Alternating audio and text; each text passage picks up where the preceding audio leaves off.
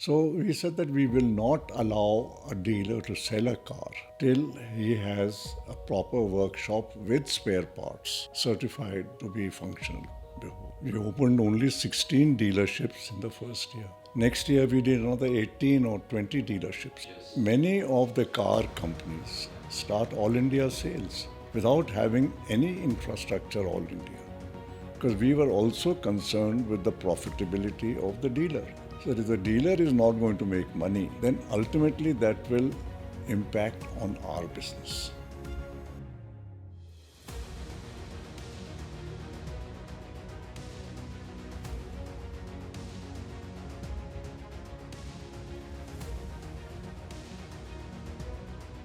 Let's discuss the approach to customers.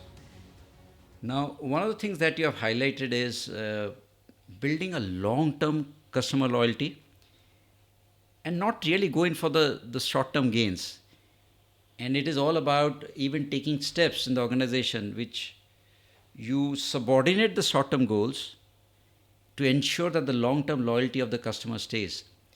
I think the best example is Maruti itself, and where you have built a decisive competitive edge by making the customers feel attached to the company, because the experience of not just buying the car but owning it throughout the entire life, which is spare services, all those touch points, you build processes that he experiences that in a way that no other guy can copy. And when you build that, you create a long term competitive edge. Sure. So the question is, what is the approach that the promoters need to take when it comes to customer orientation? Because it's again a very misused word, and we have a lot of posters out there saying that you should be customer oriented.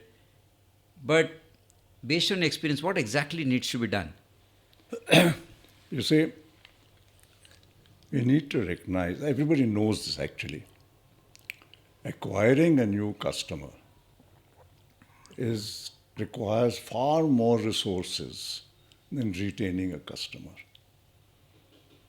If you want to get a new customer, you have to spend much more effort and money on getting him than just in retaining an existing customer. So you have to have policies which will maximize your chances of an existing customer remaining loyal to you. Some of the experiences which I had as a car owner before joining Maruti actually shaped the policies which we followed. Things like servicing, like let's start getting the car, which was a new car. You remember before Maruti came, all cars were driven from the factory to the customer destination. Yeah. Cars are driven 1,000, 1,200, 1,400, 1,500 kilometers. In those days, you were required to do an oil change after 500 kilometers and a service after 500 kilometers. None of that was done. So those cars actually came, they were not... If you feel like buying a second-hand car. They were not also really what they should have been if they had been looked after the way they should have been done. Right from the beginning, we said no driving of cars. We started with this trucks and later on railways and all of that. And nobody was doing that at that point of time. Nobody was doing it. And it's primarily because, okay, we're going to spend more because we're going to make the customer feel good. It actually was cheaper also. Okay. The drivers misused the cars on the way. Okay. They would pick up passengers, charge them money, deviate from the new car. How could you not stop it? How could you stop it? If a driver is coming from Calcutta to Delhi, what he does in the middle. How do you know what he's doing on the way? So that was one part of it. The ability to service a car and to get spare parts. Now, if I am a car owner and I buy a car and something needs to be changed, a filter or something else has gone wrong, I don't want my car off the road for days on end while that part is being procured. Or I don't want to drive 12, 15, 20 kilometers to a service station. I mean, these are, Yeah, yeah, if you look at it, what you would want as a car owner. yeah, You just think of yourself that, look, if I was buying a car, what would I want? And we used common sense to say that the Japanese have the same way, by the way. yeah. So we said that we will not allow a dealer to sell a car till he has a proper workshop with spare parts certified to be functional before.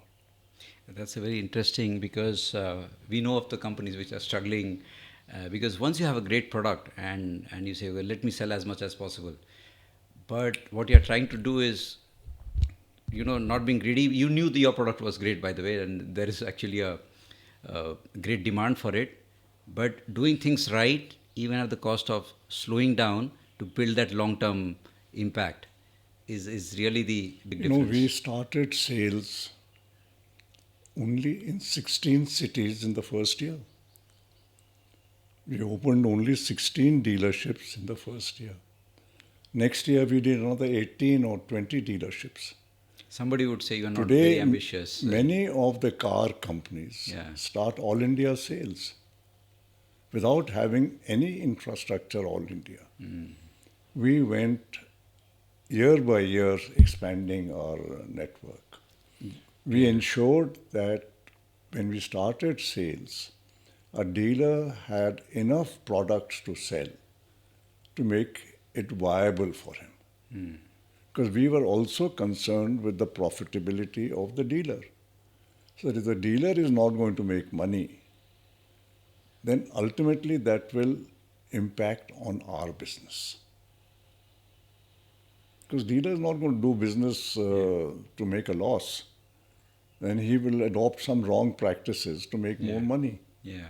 And people will then say Maruti is no good. So from the beginning, our approach was that dealers, including their workshops, must be profitable. So they must have enough cars to sell. That's why we spaced out the opening of dealerships and limited the number of dealerships, so that as production increased, we kept increasing more dealerships. Yeah, I think the way the rollout happened in a very phased manner, that is also something to learn, because that's what is building that long term loyalty. Because the long term matters more than the short term. That's the Eastern approach that you're highlighting. We don't want to have unhappy customers. Yeah. Why would I start a company and start by having unhappy customers? Yeah.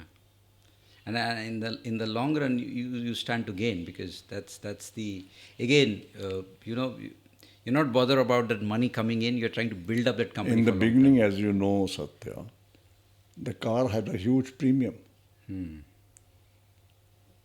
Perhaps many car companies would have increased their prices. That if the car is actually selling for ₹1,00,000, why am I selling it at 52,000 rupees? Could have made it 60, 70, 80 and maximized. We didn't do that.